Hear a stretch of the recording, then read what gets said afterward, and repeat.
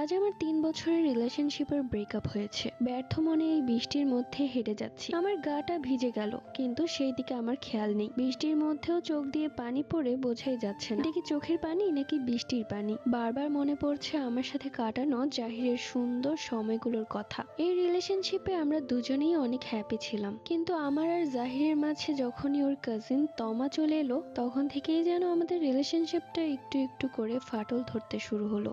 কিছুটা অন্যমনস্ক হয়েই হাঁটছিলাম, হঠাৎ করে কারোর সাথে ধাক্কা অনুভব করলাম। হুঁশ ফিরতেই তাকিয়ে দেখলাম মাথায় জট বাঁধা একটা পাগল আমার দিকে খুব রাগান্বিত চোখে তাকিয়ে আছে। আমি তাকে দেখে কিছুটা ভয় পেয়ে গেলাম। তার কাঁধে ছিল অনেক বড় একটা বস্তা। আমি তাকে কিছু বলতে যাব, ঠিক ওই মুহূর্তে সে তার কাঁধ থেকে তার বস্তাটা নিচে ফেলে দিল, এবং সেখানে অনেক কিছু ছিল, যেমন ভাঙা বাটি, কিছু ভাঙা আসবাবপত্র এবং কিছু কাপড় ছিল, এবং সেই সাথে ছিল একটা মগটা খুবই আকর্ষণীয়। এই